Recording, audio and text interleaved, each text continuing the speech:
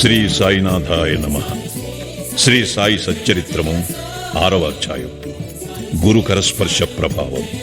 శ్రీరామనవమి ఉత్సవము, దాని ప్రారంభము, పరిణామము మొదలగునవి. మసీదు మరమ్మతులు. గురు కరస్పర్శ ప్రభావం. సంసారమును సాగరములు జీవుడనడి ఓడను సద్గురుడే సరంగు అయి నడుపునప్పుడు అది సులభముగను సురక్షితముగను గమ్యమును చేరును. సద్గురు అనగానే సాయిబాబా స్ఫురణకు వచ్చుచున్నారు. నా కండ్ల ఎదుట సాయిబాబా నిలిచియున్నట్లు, నా నుదుట ఊదీ పెట్టుచున్నట్లు, నా శిరస్సుపై చేయి వేసి ఆశీర్వదించుచున్నట్లు పొడముచున్నది. నా మనస్సు సంతోషముతో నిండిపోయి కండ్ల నుండి ప్రేమ పొంగి పొరలుచున్నది. గురుహస్తస్పర్శ మహిమ అద్భుతమైనది. ప్రళయాగ్నిచే కూడా కాలనట్టి వాసనామయమైన సూక్ష్మ శరీరము గురు కరస్పర్శ తగులగనే భస్మమైపోవును. అనేక జన్మార్జిత పాప సంచయము పటాపంచలైపోవును. ఆధ్యాత్మిక సంబంధమైన విషయములు వినుటకే విసుగుపడి వారి వాక్కు కూడా నెమ్మది పొందును. శ్రీ సాయి సుందర రూపము కాంచుటతోడనే కంఠము ఆనందాతిరేకముతో గద్గదముగును. కన్నుల నుండి ఆనందాశ్రవులు పొంగిపొరలును. హృదయము భావోద్రేకముతో యుక్రి బిక్రి అగును. నేనే తానును పరబ్రహ్మ స్వరూపమును స్ఫురణ మేల్కొని ఆత్మసాక్షాత్కారానందమును కలిగించును. నేను నీవు అను భేదభావమును తొలగించి బ్రహ్మైక్యానుభవమును సిద్ధింపచేయును.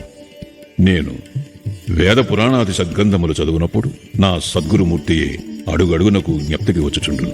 నా సద్గురువైన శ్రీ సాయిబాబాయే శ్రీరాముడిగా శ్రీకృష్ణుడిగా నా ముందు నిలిచి తన లీలలను తామే వినిపింపచేయునట్లు తోచును. నేను భాగవత పారాయణకు పూనుకొనగనే శ్రీ సాయి ఆపాదమస్తకము కృష్ణుని వలె అనిపించును. భాగవతము ఉద్ధవ గీతయు తామే పాడుచున్నట్లు అనిపించును. ఎవరితోనైనా సంభాషించుచున్నప్పుడు సాయిబాబా కథలే ఉదాహరణముగా నిచ్చుటకు జ్ఞప్తికి వచ్చును. నాకై నేను ఏదైనా వ్రాయు తలపెట్టినచో ఒక మాటగాని వాక్యముగాని వ్రాయుటకు రాదు. వారి ఆశీర్వాదము లభించిన వెంటనే రచనాధార అంతులేనట్లు సాగును. భక్తునిలో అహంకారము విజృంభించగానే బాబా దానిని అణచివేయును. తన శక్తితో వాని కోరికలను నెరవేర్చి సంతుష్టి చేసి ఆశీర్వదించును. సాయి పాదములకు సాష్టాంగ నమస్కారము చేసి సర్వస్వ శరణాగతి చేసిన వానికి ధర్మార్థ కామ మోక్షములు కరతలామలకములగును. భగవత్ సాన్నిధ్యమునకు పోవుటకు కర్మ, జ్ఞాన, యోగ, భక్తి మార్గములనడి 4 త్రోవలు గలవు. అన్నిటిలో భక్తి మార్గము కష్టమైనది.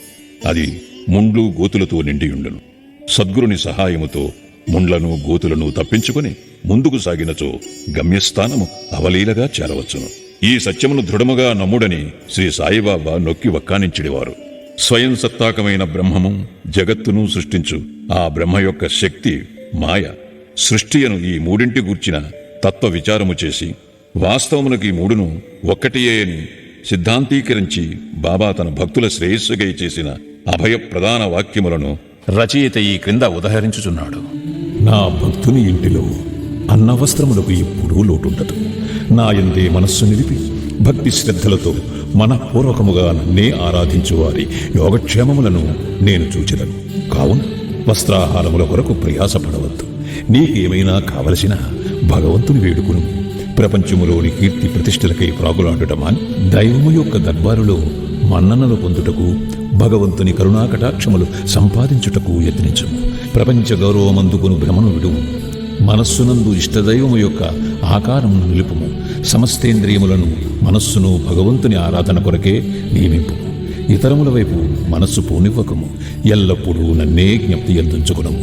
మనసును ధన సంపార్జనము, దేహ పోషణ, గృహ సంరక్షణము మొదలగు విషయముల పట్ల సంచరించకుండా గట్టిగా నిలుపుము. అప్పుడది నెమ్మది వహించి శాంతముగను చింతారహితముగను ఉండును. మనస్సు సరైన సాంగత్యములోనున్నదనుటకు ఇదియే గుర్తు. చంచల మనస్కునకు స్వాస్థ్యము చిక్కదు. బాబా మాటలు ఉదాహరించిన పిమ్మట గ్రంథకర్త షిరిడీలో జరుగు శ్రీరామనవమి ఉత్సవమును వర్ణించుటకు పూనుకునేను. షిరిడీలో జరుగు ఉత్సవములన్నిటిలో శ్రీరామనవమియే గొప్పది. సాయిలీల పత్రికలో షిరిడీలో జరుగు శ్రీరామనవమి ఉత్సవము గురించి విపులముగా వర్ణించబడినది. దాని సంగ్రహము ఇట పేర్కొనబడుచున్నది. కోపర్గాంలో గోపాలరావు గుండెనతడు పోలీస్ సర్కిల్ ఇన్స్పెక్టర్గా నుండెను. అతడు బాబాకు గొప్ప భక్తుడు. అతనికి 3 భార్యలున్నప్పటికీ సంతానము కలుగలేదు. శ్రీ సాయి ఆశీర్వచనముచే అతనికి ఒక కొడుకు పుట్టాను. ఆ ఆనంద సమయంలో అతనికి షిరిడీలో ఉరుసు ఉత్సవము నిర్వహించవలనను ఆలోచన కలిగినది. ఉరుసు అనగా సమాధి చెందిన మహమ్మదీయ మహాత్ముల దర్గాల వద్ద ఏటేటా భక్తులు జరుపుకును ఆరాధనోత్సవము. తన ఆలోచనను తాత్యా కోతే పాటిల్, దాదా కోతే పాటిల్, మాధవరావు దేశపాండే తదితర తక్కిన సాయి భక్తుల ముందుంచాను. వారంతా దీనిని ఆమోదించిరి. బాబా ఆశీర్వాదమును అనుమతిని పొందిరి.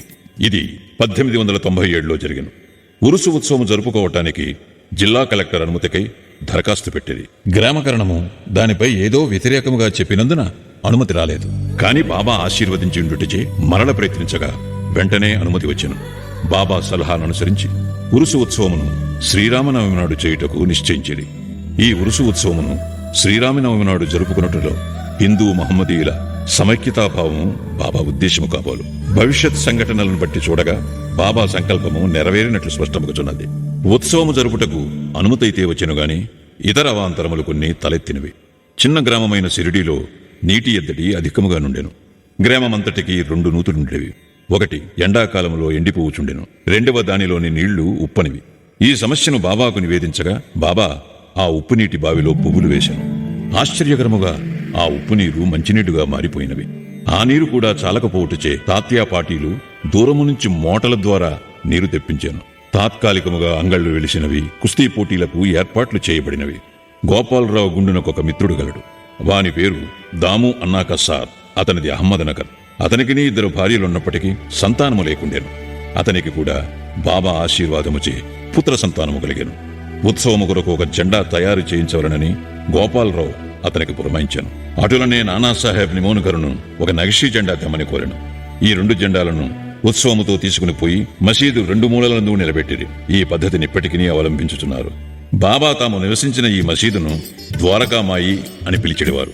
చందనోత్సవం సుమారు 5 ఏళ్ల తరువాత ఈ ఉత్సవముతో పాటు ఇంకొక ఉత్సవము కూడా ప్రారంభమయ్యాను.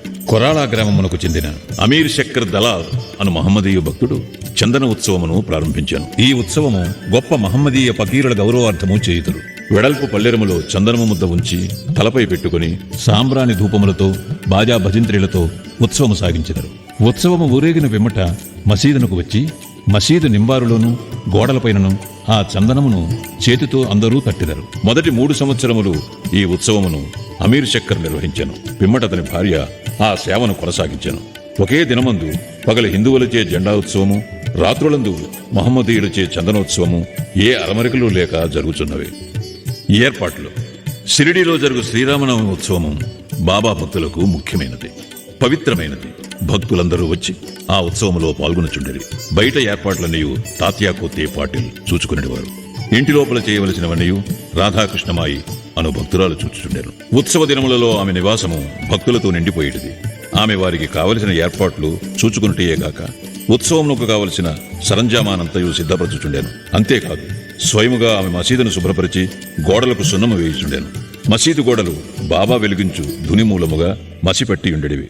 మండుచున్న ధునితో సహా మసీదులోని వస్తువులన్నింటినీ తీసి బయటపెట్టి మసీదు గోడలను చక్కగా కడిగి వెళ్లవేయుచుండెను. ఆమె ఇదంతయు బాబా దినము మార్చి దినము చావిడిలో పరుండునప్పుడు చేసేటిది. ఈ పనిని శ్రీరామనవమికి 1 రోజు ముందే పూర్తి చేయుచుండెను. పేదలకు అన్నదానమనిన బాబాకు చాలా ప్రీతి. అందుచే ఈ ఉత్సవ సమయమందు అన్నదానము విరివిగా చేయుచుండేది. భోజన పదార్థములు, మిఠాయిలు రాధాకృష్ణమాయి ఇంటిలో విస్తారముగా వండబడేవి. అనేక మంది సంపన్నులైన సాయి భక్తులు స్వచ్ఛందముగా పూనుకుని ఈ సేవలో పాల్గొనచుండేటివారు. ఉరుసు శ్రీరామనవమి ఉత్సవముగా మారిన వైనము. ఈ ప్రకారముగా 1897 నుండి 1911 వరకు ఉరుసు ఉత్సవము శ్రీరామనవమి నాడు వైభవముగా జరుగుచుండెను. రాను రాను అది వృద్ధి యొగచు ప్రాముఖ్యము సంతరించుకొనెను. 1912లో ఈ ఉత్సవమునకు సంబంధించి ఒక మార్పు జరిగాను. శ్రీ సాయినాథ సగుణోపాసన గ్రంథకర్త అయిన కృష్ణారావు జోగేశ్వర భీష్మయ్యనవాడు దాదాసాహెబ్ కాపర్డేతో కలిసి ఉత్సవమునకు వచ్చాను. వారు దీక్షిత్వాడలో బస చేసేది. ఉత్సవము ముందు రోజు కృష్ణారావు దీక్షిత్వాడ వసారాలో పండుకుని ఉండేది. ఆ సమయములో లక్ష్మణరావు ఉర్ఫ్ కాకా మహాజని పూజా పరికరముల పళ్ళెముతో మసీదునకు పోవుచుండెను. అతనిని చూడగానే భీష్మకు ఒక క్రొత్త ఆలోచన తట్టెను. వెంటనే కాకా మహాజనిని దగ్గరకు పిలిచి అతనితో ఉరుసు ఉత్సవమును శ్రీరామనవమి నాడు చేయమన్నట్టులో భగవదుద్దేశమేదే ఉండవచ్చును. శ్రీరామనవమి హిందువులకు చాలా ముఖ్యమైన పర్వదినము కనుక ఈ దినముందు రామజన్మోత్సవం ఏల జరపకూడదు అని అడిగాను. కాకా మహాజనికి ఆ ఆలోచన బాగా నచ్చినది. తన సంకల్పమునకు బాబా అనుమతి సంపాదించుటకు ఆయత్తమయ్యేది. కాని భగవత్ సంకీర్తన చేయుటకు అంత తక్కువ వ్యవధిలో హరిదాసును సంపాదించుట కష్టము.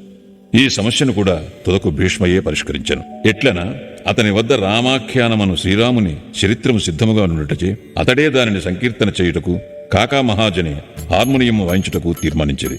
చక్కెరతో కలిపిన సొంటిగుండ ప్రసాదము రాధాకృష్ణమాయి చేయుటకు ఏర్పాటయ్యాను. బాబా అనుమతి పొందుటకే వారు మసీదుకు పోయిరి. సర్వజ్ఞుడైన బాబా, వాడాలో ఏమి జరుగుతున్నది అని మహాజనిని ప్రశ్నించిరి. బాబా అడిగిన ప్రశ్నలోని అంతరార్థమును మహాజని గ్రహించలేక ఏమీ జవాబివ్వక మౌనముగా నుండెను. బాబా అదే ప్రశ్న భీష్ముని అడిగాను. అతను శ్రీరామనవమి ఉత్సవము చేయవలెనను తమ ఆలోచనను బాబాకు వివరించి అందులకు బాబా అనుమతినివ్వవలనని కోరెను. బాబా వెంటనే ఆశీర్వదించాను. అందరూ సంతసించి రామజయంతి ఉత్సవమునకు సంసిద్ధులైరి. ఆ మరుసటి దినము మసీదును అలంకరించిరి. రాధాకృష్ణమాయి ఒక ఊయలనిచ్చెను. దానిని బాబా ఆసనము ముందు వేలాడగట్టిరి. శ్రీరామ జన్మదినోత్సవ వేడుక ప్రారంభమయ్యను. భీష్ముడు కీర్తన చెప్పుటకు తెరిచాను. మహాజని హార్మోనియం ముందు కూర్చునను. అప్పుడే లెండి నుండి మసీదుకు వచ్చిన బాబా అదంతయు చూచి మహాజనిని పిలిపించాను. రామజన్మోత్సవము జరుపుటకు బాబా ఒప్పుగునో లేదో ఏముగునో అని జంకుతూ అతడు బాబా వద్దకు వెళ్ళాను. అది అంతయు ఏమని, అక్కడ ఊయలు ఎందుకు కట్టిరని బాబా అతనిని అడిగాను. శ్రీరామనవమి ఉత్సవం ప్రారంభమైనదనియు అందులకు ఊయల కట్టిరనియు అతడు చెప్పాను. బాబా మసీదులో ఉండు భగవంతుని నిర్గుణ స్వరూపమును సూచించు నింబారు నుండి 2 పూలమాలలను తీసి ఒకటి మహాజని మెడలో వేసి ఇంకొకటి భీష్మకు పంపాను. హరికథ ప్రారంభమయ్యాను.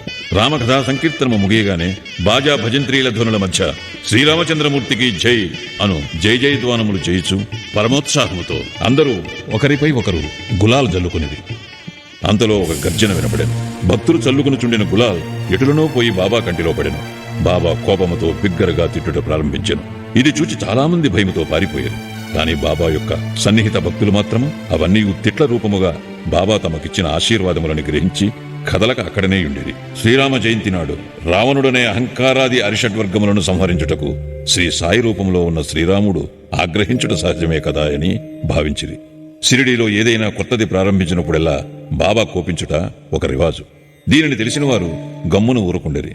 తన ఊయలను బాబా విరుచులను భయముతో రాధాకృష్ణమాయి మహాజనిని పిలిచి ఊయలను తీసుకుని రమ్మనెను. మహాజని పోయి దానిని విప్పుచుండగా బాబా అతని వద్దకు పోయి ఊయలను తీయవలదని చెప్పాను. కొంతసేపటికి బాబా శాంతించాను. ఆనాటి మహాపూజ, హారతి మొదలుగునవి ముగిశాను. సాయంత్రం మహాజని పోయి ఊయలను విప్పుచుండగా ఇంకనూ దాని అవసరం ఉన్నదని కనుక దానిని విప్పవద్దని బాబా అతనిని వారించాను. రామనవమి మరుసటి దినమున జరుపు గోపాల్కాల ఉత్సవముతో కాని ఉత్సవం పూర్తి కాదన్న విషయము అప్పుడు భక్తులకు స్ఫురించాను. మరునాడు శ్రీకృష్ణ జననము నాడు పాటించు కాలాహండి అను ఉత్సవము జరిపిరి. కాలాహండి అనగా నల్లని కుండలో అటుకులు, పెరుగు, ఉప్పు, కారము కలిపి వేలాడగట్టెదరు. హరికథ సమాప్తమైన పిమ్మట దీనిని కట్టితో పగులుకొట్టెదరు. రాలిపడిన అటుకులను భక్తులకు ప్రసాదముగా పంచిపెట్టెదరు. శ్రీకృష్ణ పరమాత్ముడు ఈ మాదిరిగానే తన స్నేహితులకు గొల్ల పిల్లవాంట్రకు పంచిపెట్టుచుండెను. ఆ మరుసటి దినము ఇవన్నీ పూర్తి అయిన పిమ్మట ఊయలను విప్పుటకు బాబా సమ్మతించాను. శ్రీరామనవమి వేడుకలు ఈ విధముగా జరిగిపోవుచుండగా పగటివేళ పతాకోత్సవము, రాత్రియందు చందనోత్సవము కూడా యథావిధిగా జరిగినవి.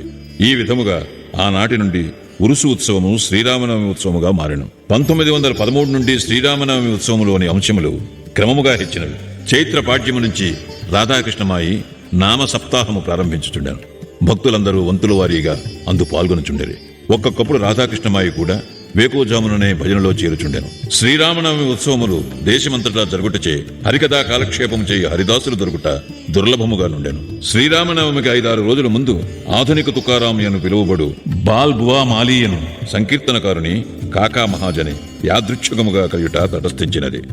శ్రీరామనవమి నాడు సంకీర్తన చేయుటకు మహాజని అతన్ని షిరిడీ తోడ్కొని వచ్చాను. ఆ మరుసటి సంవత్సరము కూడా అనగా 1914లో తన స్వగ్రామమైన సతారా జిల్లా బృహత్ సిద్ధకవటి గ్రామంలో ప్లేగు వ్యాపించి ఉండుట చేత బాల్ బువా సతార్కర్ సంకీర్తన కార్యక్రమంలో లేక ఖాళీగా నుండెను. కాకాసాహెబ్ దీక్షిత్ ద్వారా బాబా అనుమతి పొంది అతడు షిరిడీ వచ్చి హరికథా సంకీర్తనము చేశాను. బాబా అతనిని తగినట్టు సత్కరించాను. 1914వ సంవత్సరంలో ప్రతి సంవత్సరము శ్రీరామనవమి నాడు షిరిడీలో సంకీర్తన చేయు బాధ్యతను శ్రీ దాసగుణ మహారాజునకు బాబా అప్పగించడం ద్వారా ఏటేటా ఒక్కొక్క కొత్త హరిదాసును పిలుచు సమస్య శాశ్వతముగా పరిష్కరింపబడెను. 1912 నుండి ఈ ఉత్సవము రాను రాను వృద్ధి పొందుచుండెను. చైత్ర శుద్ధ అష్టమి మొదలు ద్వాదశి వరకు షిరిడీ తేనె తుట్టవలే ప్రజలతో కిటకిటలాడుచుండెను. అంగళ్ల సంఖ్య పెరిగిపోయాను. కుస్తీ పోటీలలో అనేక మంది ప్రముఖ మల్లులు పాల్గొనుచుండెరి. పేదలకు అన్న సంతర్పణ విరివిగా జరుగుచుండెను. రాధాకృష్ణమాయి కృషిచే షిరిడీ యొక్క సంస్థానముగా రూపొందెను. వివిధములైన హంగులు అలంకారములు పెరిగినవి. అలంకరింపబడిన గుర్రము, పల్లకి, రథము, పాత్రలు, వెండి సామానులు, బాల్టీలు, వంటపాత్రలు, పటములు, నిలువుటద్దములు మొదలుగునవి బహూకరింపబడెను.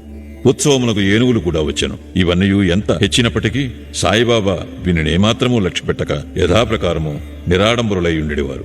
ఈ ఉత్సవములో గమనించవలసిన ముఖ్య విషయమేమన హిందువులు మహమ్మదీయులు ఎట్టి అరమరికలు లేక కలిసిమెలిసి ఉత్సవములో పాలు పంచుకునేవారు. ఈనాటి వరకు ఎటువంటి మత కలహములు షిరిడిలో తలెత్తలేదు.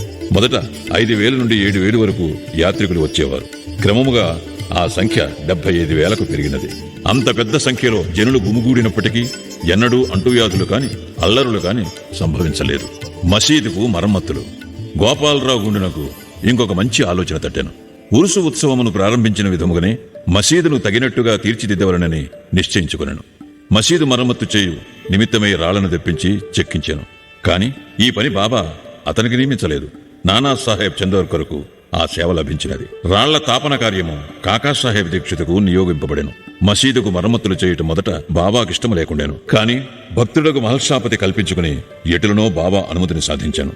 బాబా చావిడిలో పండుకున్న ఒక్క రాత్రిలో మసీదు నేలను చక్కని రాళ్లతో తాపన చేయుట ముగించిరి.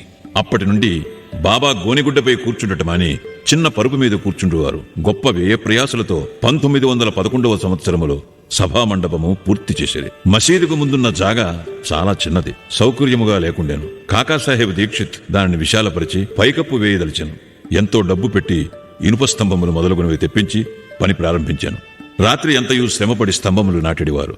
మరుసటి దినము ప్రాతకాలంలోనే బాబా చావిటి నుండి వచ్చి అది ఎంతయూ చూచి కోపముతో వానిని పీకి పారవేయించేవారు. ఒకసారి బాబా మిక్కిలి కోపోద్దీపుతుడై నాటిన ఇనుపస్తంభమును ఒక చేతితో పెకలించుచు రెండవ చేతితో తాత్యా పాటీల్ పీకను పట్టుకొనెను. తాత్యా తలపాగాను బలవంతముగా తీసి అగ్గిపుల్లతో నిప్పంటించి ఒక గోతిలో పారవేచాను. బాబా నేత్రములు నిప్పు కణములోలే వెలుగుచుండెను. ఎవరికి నీ బాబా వైపు చూచుటకు కూడా ధైర్యము చాలగుండెను. అందరూ భయకంపితులైరి. బాబా తన జేబులో నుంచి ₹1 తీసి అటువైపు విసిరెను. అది శుభ సమయమందు చేయు యాహుతి వలె కనబడెను. తాత్యా కూడా చాలా భయపడెను. తాత్యాకేమి జరుగుతున్నదో ఎవరికీ ఏమీయూ తెలియకుండాను. కల్పించుకుని బాబా పట్టు నుండి తాత్యాని విడిపించుటకెవ్వరికి ధైర్యము చాలలేదు. ఇంతలో కుష్ఠిరోగియు బాబా భక్తుడు అగు భాగోజీ షిందే కొంచెం ధైర్యము కూడగట్టుకుని ముందుకు పోగా బాబా వానిని ఒక పక్కకు త్రోసివేశాను. మాధవరావు సమీపించబోగా బాబా అతనిపై ఇటుకురాయి రువ్వాను. ఎంతమంది ఆ జోలికి పోదలిచిరో అందరికీ ఒకే గతి పెట్టాను. కానీ కొంతసేపటికి బాబా శాంతించాను. ఒక దుకాణదారుని పిలిచి వాని వద్ద నుంచి ఒక నగిషీ జరీపాగాను కొని తాత్యాను ప్రత్యేకముగా సత్కరించుటగా అన్నట్లు దానిని స్వయముగా తాత్యా తలకు చుట్టాను. బాబా యొక్క ఈ వింత చర్యను చూచిన వారెల్లరూ ఆశ్చర్యమగ్నులైరి. అంత త్వరలో బాబాకెట్లు కోపము వచ్చాను. ఎందుచేత నీ విధముగా తాత్యాను శిక్షించాను, వారి కోపము తక్షణమే ఎట్లు చల్లబడెను అని అందరూ ఆలోచించుచుండేరి. బాబా ఒక్కొక్కప్పుడు శాంతమూర్తి వలె కూర్చుండి అత్యంత ప్రేమానురాగముతో మాట్లాడుచుండువారు. అంతలో అకారణముగా కోపించుడేవారు.